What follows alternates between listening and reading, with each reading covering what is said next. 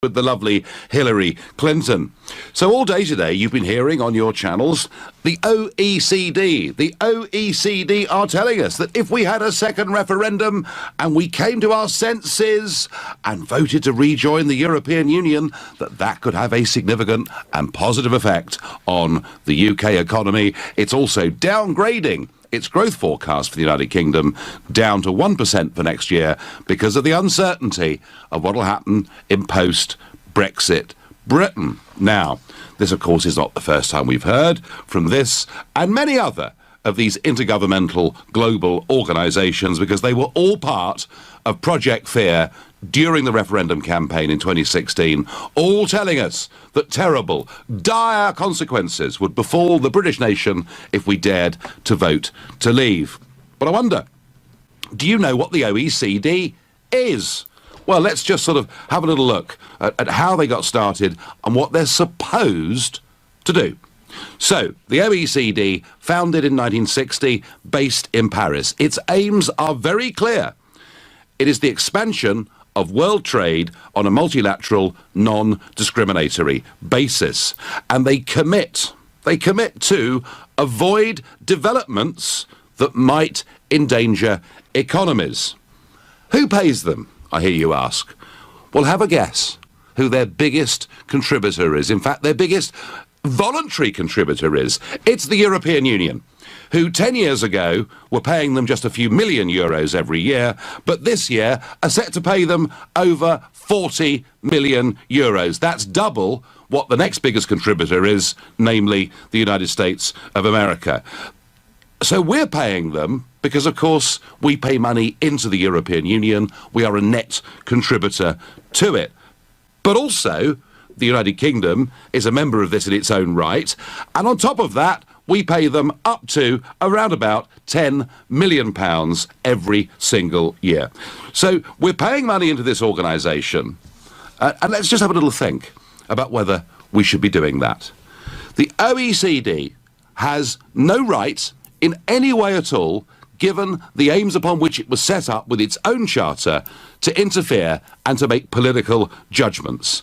In fact, what they ought to be doing, they ought to be urging the European Union and the United Kingdom to have a free trade agreement, to continue tariff-free trade, because if we don't, there could be some elements of disruption. But of course, far from doing that, they are playing an overtly political game by saying to us that a second referendum and a vote to rejoin would be a good thing. And of course, he who pays the piper calls the tune.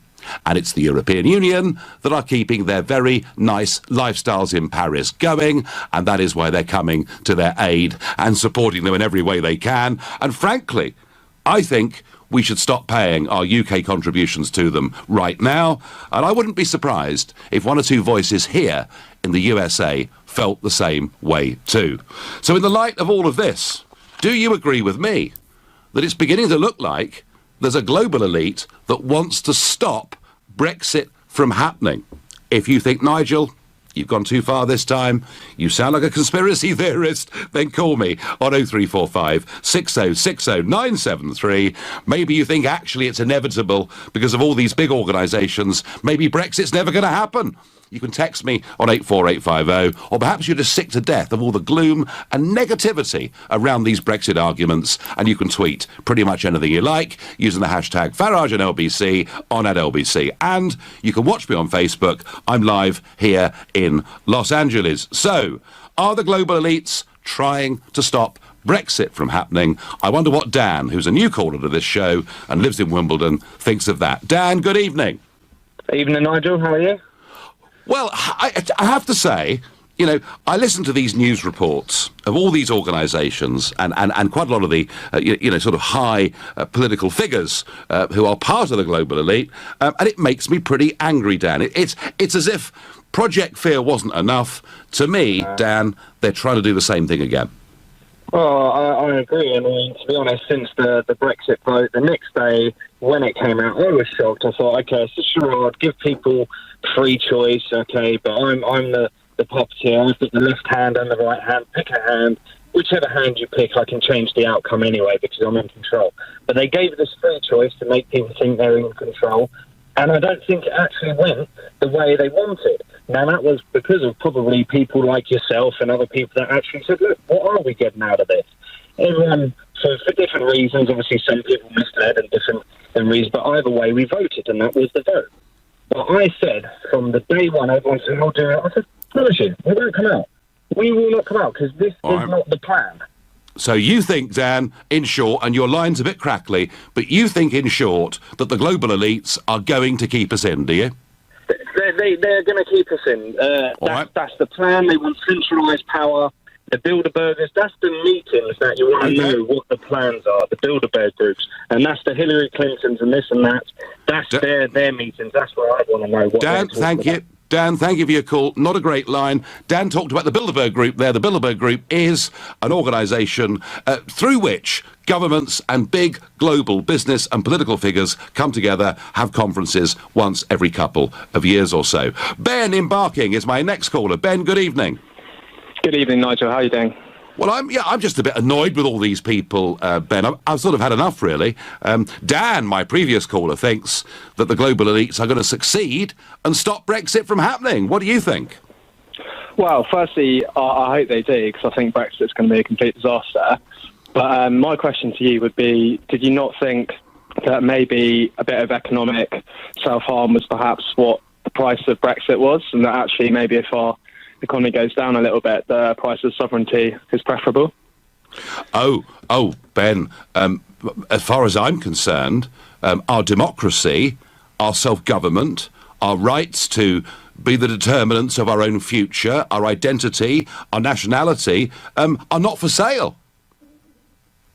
Of course, but then say if the OECD are saying, well, for all those things, the economy is going to take a bit of a hit, do you not think that's a natural consequence that the fact we are getting all those things back, as in your imagination, then that is going to be a price worth paying for? Well, let me tell you, Ben. Let me tell you, Ben, about the OECD, OK?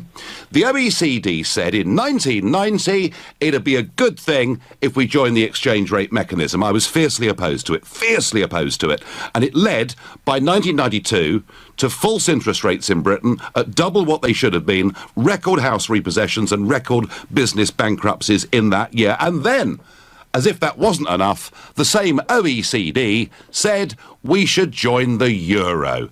And thank God we didn't do that. Otherwise, I hate to think what our position might have been. And now the same OECD tells us not to vote to leave in the referendum, and now says we should have a second referendum to rejoin. I would put it to you, Ben, their track record on forecasting economics for the UK has been dismal. And you know something? Nobody can tell you whether staying in the EU or Brexiting will make us better off or worse off. I believe it gives us the opportunity to be better off. But ultimately, Ben, that referendum wasn't us betting on economic forecasts. It wasn't saying, you know, we're voting Brexit for a higher or lower stock market. It was about running our lives, controlling our borders, and making our own way in the world. Do you not think at the moment, though, it's not looking too rosy for our economy? I mean, the pound has plummeted down. The pound. Looking at the prospect of no deal and the idea. I know the pound's good for exporters. If we're talking, like you said, for ordinary people, the fact is we might be in a situation where food prices are going to rocket. Ben, we really must stop this argument about the pound. The pound has been falling very sharply since 2010. In fact, you could argue it's been falling sharply for the last 2 decades. You could even say 150 years. The pound fell far more in the years that preceded Brexit than it has fallen since. All right, so I'm not going to go for that. As for no deal, well, the big problem we've got, Ben, is dither and delay. Because frankly, I just don't know where this government in the end is going to take us. Am I scared of no deal? Of course I'm not, because no deal, I think, is far better and cheaper than the deal we currently have today. But Ben, I take your where I do agree with you is there is so much negativity, there is such a total lack of leadership, that if you look across the world today, and there's some polling out today by Ipsos Mori, asking people, do you think your country is headed in the right direction, right? And in China, 87% of people say yes, and we are the lowest of every major country in the world at 28%. So, Ben, I will agree with you I will agree with you that there is a lot of pessimism around, a lot of pessimism being encouraged, but I put that down not to the consequences of Brexit, but to bad leadership and a lack of direction. So if we had better leadership, people would just feel more positive about what's going to happen. Yeah, I think honestly, I think if people knew where we were going, they'd be much more assured. And I'll tell you one thing about business, Ben, and I spent 20 years in business before getting involved in politics, which kind of makes me a bit unusual in the political world these days. Businesses adapt to whatever their circumstances are. The biggest criticism of business at the moment is they just don't know what those circumstances are going to be. How are the small businesses going to adapt when they suddenly have to go through piles and piles of new regulations and tariff documents because all of that existing framework's removed if we have no deal? Surely that's going to cripple a small business. Ben, let's just be frank about this, all right? Only 12% of the entire UK economy is exports to the European Union. Over 80% of all economic activity that takes place in the United Kingdom takes place within the United Kingdom. The vast majority of our 5.2 million small businesses and small traders do not trade with Europe, do not trade with the rest of the world. They trade within the UK, and far from more regulation, Brexit gives us a chance to cut some of the regulation. Ben, I thank you for your call. I understand your scepticism. I understand why perhaps a lot of people are beginning to feel a little bit negative, but I do genuinely believe this is because we have a total lack of leadership in this country. It is dither, delay, and it frankly isn't good enough. You're listening to The Nigel Farage Show, exclusively on OBC. It's 7:15. As the Paris-based OECD, an intergovernmental organisation, tells the British that if we had a second referendum and we opted to rejoin the European Union, that could have a positive and significant impact on the global economy. I'm asking you whether, like me, you're beginning to believe that the global elite are trying to stop Brexit from happening. Because you see, it's not just, is it, the OECD? Let's just remind ourselves what my close personal friend Hillary Clinton had to say about Brexit on Sunday. I personally continue to believe in the value of the European Union and, more broadly, of a Europe that is whole, free, and at peace. No small accomplishment. And Britain has always been a linchpin of that vision. What's missing in both of our countries at the moment, it seems to me, and what we need more than anything else, is empathy. So there's Hillary telling us the EU has brought us peace and prosperity and it's fantastic and Brexit's a mistake. And there's another member of the global elite, a fully paid up, some would argue fully paid member of the global elite, trying to do much the same thing. We heard from him not so long ago. His name, Tony Blair. This decision is life-changing for this country. And this is a moment when every member of Parliament, including the people like Michael Fallon, who frankly believe that Britain's better off in Europe and not out of it, have got to see if there is a way of meeting people's legitimate grievances and anxieties that gave rise to that Brexit vote, but do it in a way that doesn't undermine the economy of the society and the country and its standing in the world. Brexit must be reversed. It's Blair, it's Clinton, it's the OECD, it's the big banks, it's the big businesses. Folks, I genuinely believe the global elite are working together on a conjoined basis to try to stop Brexit from happening. The very same people who all came together through Project Fear to tell us we should not, absolutely not, vote to leave in that referendum. Am I getting this right? Am I sounding a bit conspiratorial?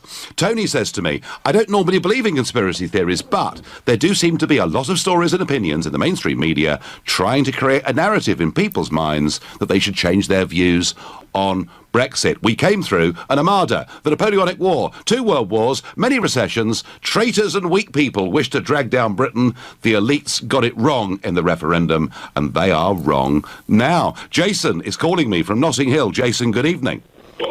Good evening, Nigel. Just a simple question. I just wondered what you've been smoking there in the US. Because, without being rude, it's just a quick question.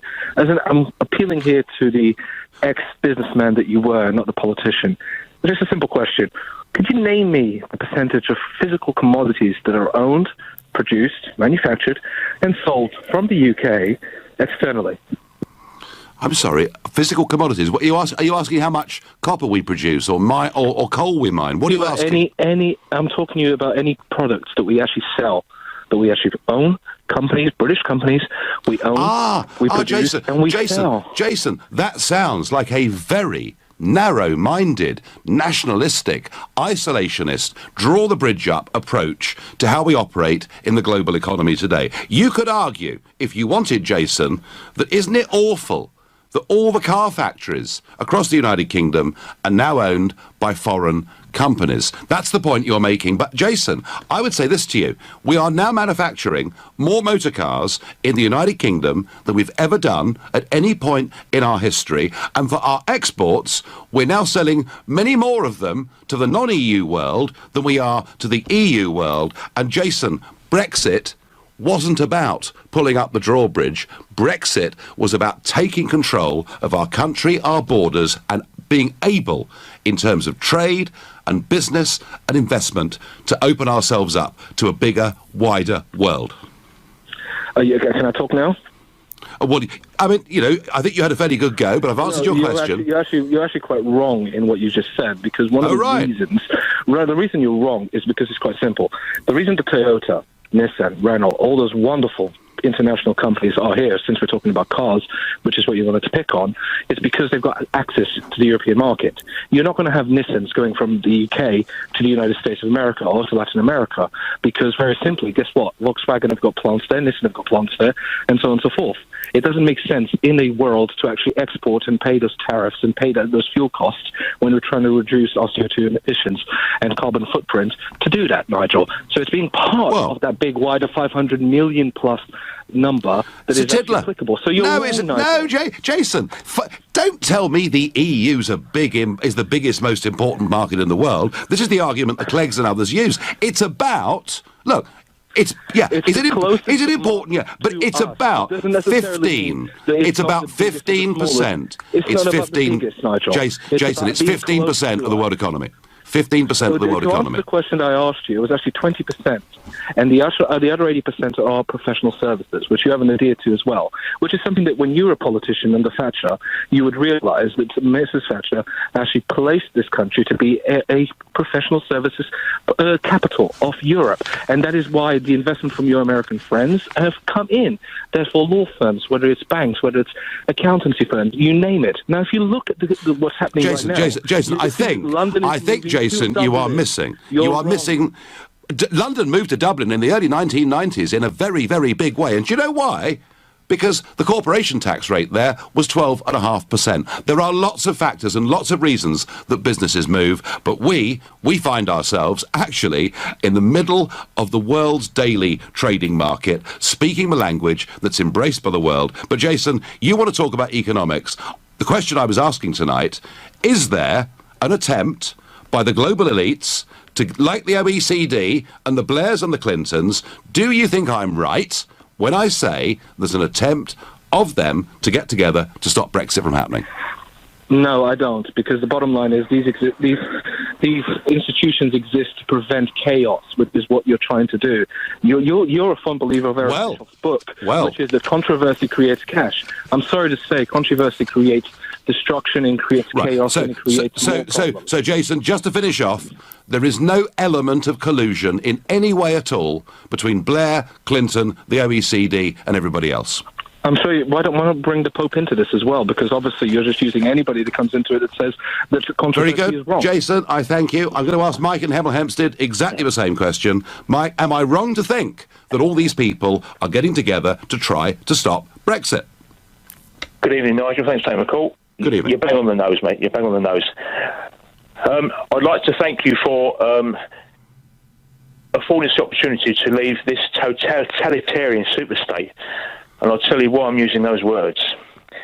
I read in the paper today that the Prime Minister of Austria, the new Prime Minister of Austria, has been told by 31-year-old Sebastian Kurz, go on, That's right, has been told by Mr Juncker to form a government which is EU-friendly.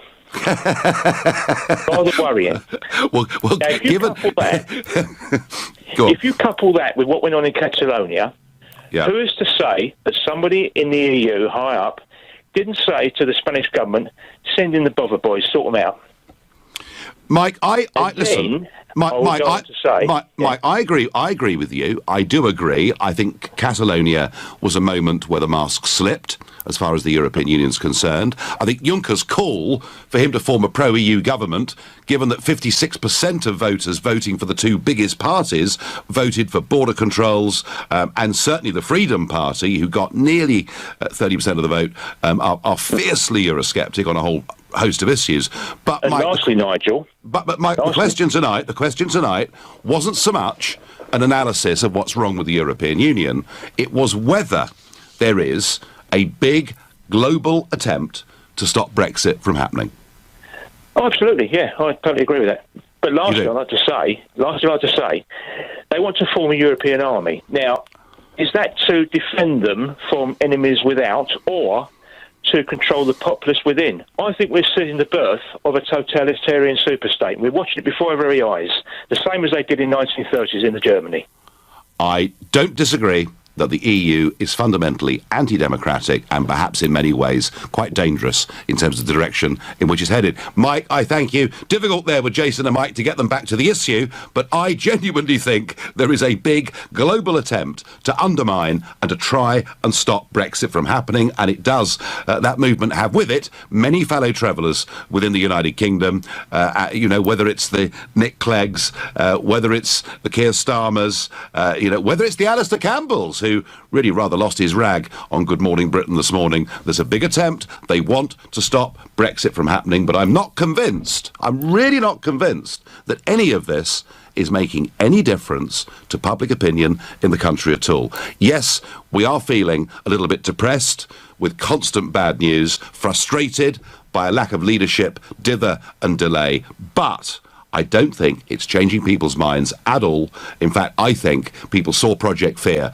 back in the referendum in 16 as being something that was massively overplayed, and I don't think we're prepared and ready to listen to those same voices again. And I'm saying that to you, Hillary, and to you, Tony Blair, and above all to you, the OECD, whose biggest donor is the European Union, whom you come out and support as strongly as you have today. You're listening to the Nigel Farage Show, exclusively on LBC, live from Los Angeles. It's 7:30. I really do think the global elites are coming together to try and stop Brexit from happening, and they've got many fellow travellers within the United Kingdom. But first, the UK is facing a multi-dimensional threat that is rapidly evolving at a scale and pace we've not seen before, the Director General of MI5 has warned. Andrew Parker said the security service is operating at an unprecedented level and has seen a dramatic upshift in threats this year. It is at the highest tempo I've seen in my 34-year career, he said. Today, there is more terrorist activity coming at us more quickly, and it can be harder to detect. We are now running well over 500 live operations involving around 3,000 individuals known to be currently involved in extremist activity in some way. That is the depressing but no doubt truthful statement from Andrew Parker, Director General of MI5. And I suppose one of the things that worries me is if you look at the attacks such as London Bridge, not everybody involved in those attacks had already been placed on a list as being suspected of being involved in some way in extremist activity. Who knows? We're told there are 23,000 people in the country who are either directly suspected of extremist activity or linked to people that are. Who knows? The figure could be much, much bigger than that. I wonder when. I really do. I wonder when somebody who's been involved in government over 3 or 4 decades of encouraging division and multiculturalism and not assimilation in our communities will come forward and apologise. I suspect they never, ever will. So yesterday we were talking about Theresa May, David Davis, in Brussels, having dinner with Mr Juncker and Mr Barnier to attempt to break the deadlock over whether, we could move on and start talking about trade at the summit on Thursday and Friday of this week. Little seemed to come from last night. But today, David Davis was up before the House of Commons and talked not just about his hopes, but also talked about what would happen if we simply couldn't break this deadlock and nothing could be done. This is 1:50 p.m. today, and the time's crucial, 1:50 p.m. today. This was David Davis in the House of Commons. We all have to recognise that we're reaching the limits of what we can achieve without consideration of the future relationship. I hope the leaders of the 27 will recognise the progress made and provide Michel Barnier with a mandate to build on the momentum and spirit of cooperation we now have. So that was in response to Keir Starmer, and Davis making it clear that no option has to be there, kept on the table, and that's there to pressure Brussels into hopefully seeing common sense and coming to a free trade deal. But can you believe, at 2:40 p.m, that is only 50 minutes after David Davis was officially responding after that dinner that he and Theresa May had in Brussels last night with Juncker and Barnier, Amber Rudd, just 50 minutes later, said this. I think it is unthinkable that there would be no deal. It is so much in their interest as well as in ours, in their communities, in their families, in their tourist interest, to have something in place. We will make sure that there is something between them and us to maintain our security.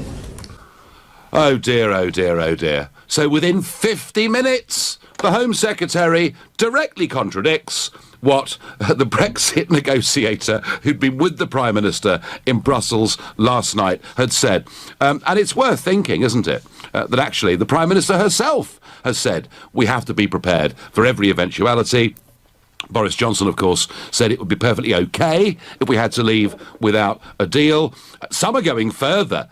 James Dudridge, a Conservative MP, he says actually that no deal is now his preferred route so that we can get a quicker, faster Brexit where we all understand where we are. And yet, the Home Secretary directly contradicting other parts of the Cabinet within an hour of that statement. And I have to say, it just can't go on like this. You know, Theresa May is playing a game as if the most important thing is to hold the different wings of the Conservative Party together. But the point is, how do you think that looks to Barnier, Verhofstadt, Juncker and the negotiators in Brussels? We look like a laughingstock, and they will go on playing games with us for as long as they can because they know there is not a united response from this government. And I think what Mrs May ought to do is either sack all the Remainers in the Cabinet or sack all the Leavers in the Cabinet, and at least can we have a Cabinet and a British government and some direction that actually knows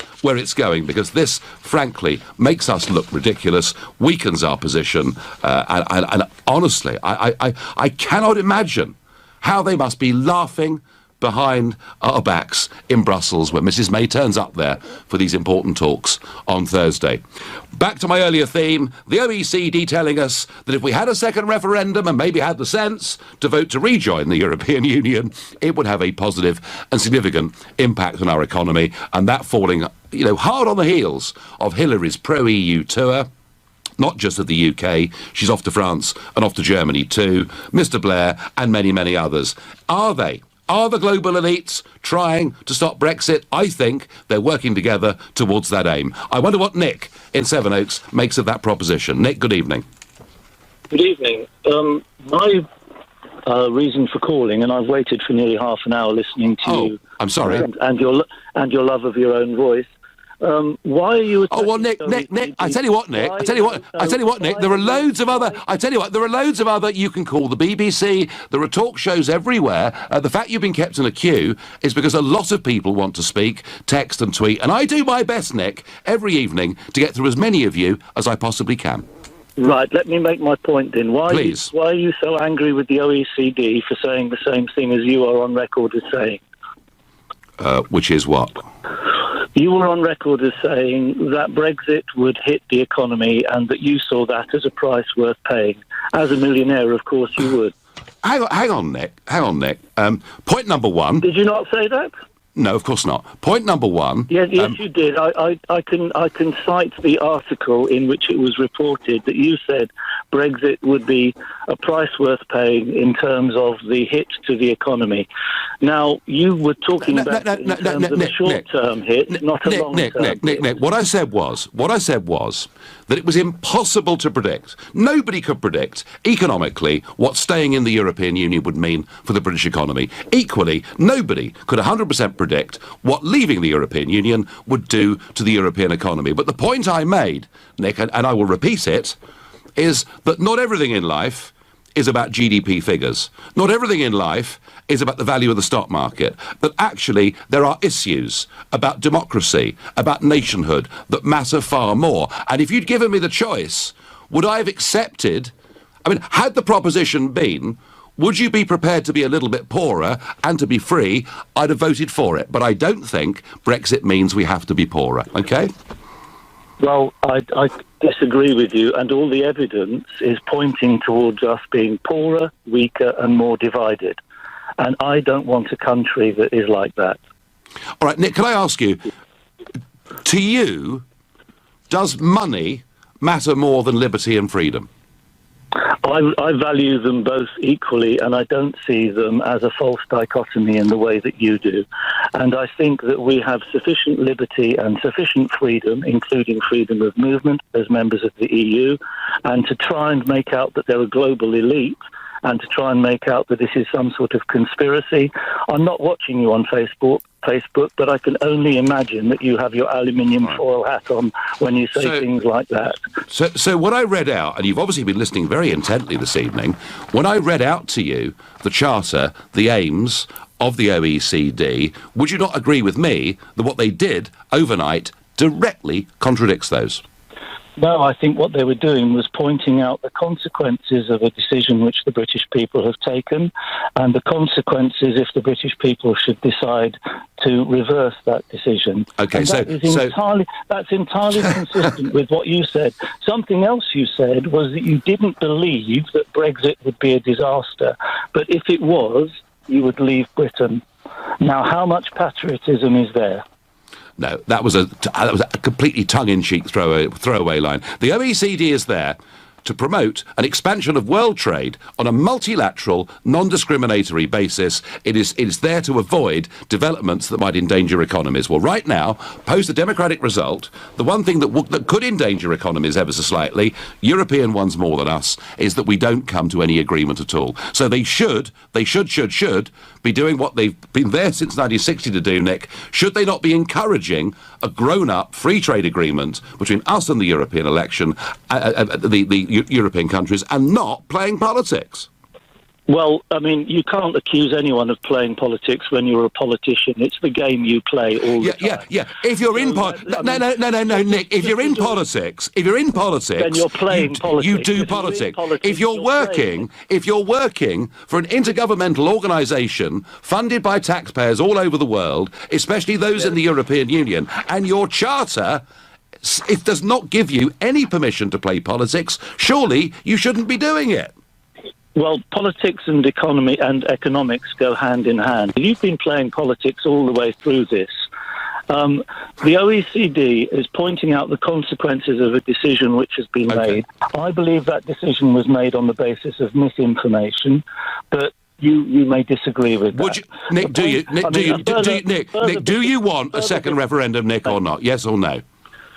I don't want us to leave the EU. I think it's against our national interests, and I regard the people who led that particular movement as being either misguided or being deliberately misleading, and I'm not quite sure which. The only thing I can remember is you actually standing up in the EU Parliament and making speeches which weren't really about persuading people in the EU. They were playing to the audience at home, and a particular kind of audience. And that was playing politics. How shameful of me, Nick. I've spent all these years trying to change public opinion in Britain so that we can become a free, self-governing nation. You may hate it, But tell you what, there's millions out there, Nick, that are pleased that I did it. I promise you, it's true. You're listening to The Nigel Farage Show, exclusively on LBC, live from Los Angeles. It's 7:45. In the light of the OECD overnight telling us that if we in a second referendum voted to rejoin the European Union, that would have positive impacts, beneficial impacts on the UK economy, I'm putting forward the idea that the global elites are working together to try to stop Brexit from happening. And those that are ringing up and disagreeing with me are saying, but Brexit's a disaster. It must be reversed. It's awful. Well, fine. That's your opinion. The question I'm asking is, do you think these global elites are working together? I'm absolutely certain. It's the same gang who did their best through Project Fear to try to stop us voting Brexit that are doing the same thing again. On Twitter I get, the OECD have been wrong so many times, I'm surprised anyone gives them the time of day. Well, here, you're right about that. All the losers, through their own greed and agendas, who have caused such untold chaos and misery, are joining forces to stop Brexit. Good luck. Well, they'll need good luck, because I can't see us changing our minds, despite all of this. Debbie says, does anyone else think that our government is not listening to the people? Yes, I think a majority of the country believe that. Gareth says the OECD is doing what's needed because none of our politicians are doing it. Oh, yes, they are, Gareth. There's loads of them. The Labour benches are full of them. The Lib Dems are full of them. Alistair Campbell was there this morning. There are lots of people out there saying the referendum must be reversed. Plenty of them in UK politics, some of them in the UK's big businesses too. Paul is my next caller from Livingston. He's a new caller to the show. Good evening, Paul. Good evening, Nigel. Thank you for taking my call. Long-time listener, especially to your show. I drive past the Swabian Transit, which was the Swabian Transit factory most days, which is now in Turkey. Yes. I don't believe for one moment that we could have a car industry again. I remember watching one of your businessmen speaking at one of your conferences a couple of years ago saying, why are we not dealing with South America? Paul, rotten line, we're going to come back to you. Rodney from Bradford. Rodney, good evening. Hi, Nigel. Hello there. You're a new caller as well to the show, so tell me. Yeah, nice to speak to you. I'm just concerned that you're talking about a global elite that you seem to be part of. Oh, really? Oh, that's nice of you. That's really nice of you to say so. Thank you. You and Tony Blair are part of the same coin. You're just on opposite sides. So, your links to Trump, Russia, Assange, Putin, Cambridge Analytica. Rodney, tell me what my links are to Putin. Go on, please. You are on LBC. You've got the chance to expose me to the nation in terms of my links to Mr. Putin. So off you go, son. I don't have the wherewithal to find the links. But so how dare you come on the radio and accuse me of that if you've got no evidence to back it up? How dare you? They will come out eventually. You will be found out. Rodney, who do you think you are to go around making accusations like that are based on nothing at all? Well, we are, aren't they? No, I'm sorry. Yeah. That really is utterly ludicrous, isn't it? And let me tell you something. Unlike Tony Blair, I spent 20 years working in the private sector. I had a proper job before getting into politics. There are no comparisons, Rodney, between me and Blair at all. No, I think you're part of the same coin, mate. Honestly, you really are. Well, Rodney, I don't mind what people call me, but to call me part of the global elite is frankly ludicrous. How much did you spend on your lunch today? I haven't had lunch today. How much did you spend on your lunch today? Rodney, where did you eat it? Rodney, I'm not having lunch today. I had eggs and bacon for breakfast, and I won't be eating for another 12 hours because I'm busy doing stuff. Rodney from Bradford. Where are you? I tell you what. Where are you? In New York? I'm not in New York. I'm in Los Angeles. Rodney, you're a waste of time. You come on, you make accusations that you simply can't back up. I think, frankly, it's pretty insulting stuff. Always best in life, when you attack people, to have some evidence to substantiate it. Brendan is calling from Nottingham. Brendan, good evening. Hello there, Nigel. I've got in front of me the OECD's website. Yep. Right at the top, our mission. Yep. The mission of the OECD is to promote policies that will improve the economic and social well-being of people around the world. Now, that's fine. In which case, if that's the case, why did the OECD say, right, okay, the decision is Brexit, that's called democracy, therefore, EU, we call you and call on you to do a deal with the UK so the people, the whole of Europe, the United Kingdom and all the other 27 countries, the economies do not crash, and therefore it will improve the economic and social well-being of the people around the world, because that is our job to do. Respect democracy and call on the EU and the UK to do a deal. Now, why didn't they do that instead?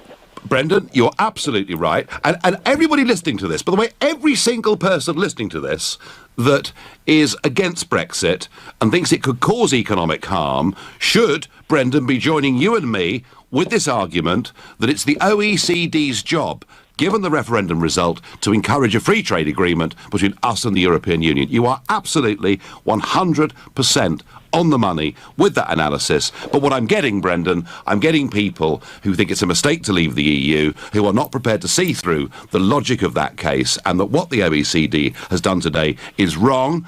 And Brendan, do you also agree with me that this is part of a bigger global elite using whatever leverage they can to try and stop Brexit?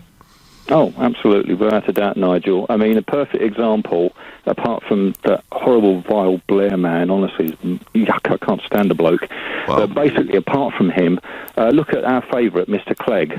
Now, when he came into power, joint power with Cameron, it was like the country's in a mess, or whatever the situation is, but for the benefit and the will and for the United Kingdom, we must work together to make this work. And why is it then, when a democratic decision is made that he doesn't like, we've got to do all our can to have it reversed. We've got to do everything to make it fail. I know, Brendan. The United Kingdom, the people Brendan, I'm with you. I get it. I thank you for your call. I move on to Tony in Wimbledon. Tony, good evening. The OECD are urging us to have a second referendum. Are they working in cahoots with Clinton, Blair and everybody else, or have I got this completely wrong? Well, I'd like to think that that's not the case. But I look at the situation as it stands, and I'm going to ask you, based upon your years of experience of business and also being somebody who's worked in the EU machinery, what is a worst-case scenario for this country come the date that there is no deal and then we're actually then stepping out of the EU? How will the big corporations respond to us? How do we counter the fact that money now is electronic and it'll take a few press of a keyboard and a vast amount of money can move out of this country? Well, a vast amount of money, Tony, can move out of this country or into this country. What we have to do is be prepared technically for a no deal, which means we need devices at Dover to photograph number plates and lorries and all of those things, and we'll need an extended border force. Of course, that is true. But the point, Tony, is this. The deal we currently have, all right, costs us a very large sum of money. Up to £10 billion net every year, simply to have tariff-free access to the European market. But not just do we pay $10 billion, we also have to adhere to all of the EU rules, many of which may not suit us, and crucially, we're banned from forming our own relationships trade-wise across the rest of the world. So I contend, Tony, that no deal would be a lot better than the deal we currently have. And if that's where we have to go, that's where we have to go. I would rather, just for ease and simplicity, that we continued with a tariff-free trading relationship, which logically is what the Europeans should give us. But hey, they're not. I thank you, folks. Lots of strong opinions on this today. I think the OECD are wrong. But that's life. You've been listening to the Nigel Farage Show on LBC. I'm back tomorrow evening from 7. Coming up at 10, it's Ian Collins. But up next, it's Clive Bull.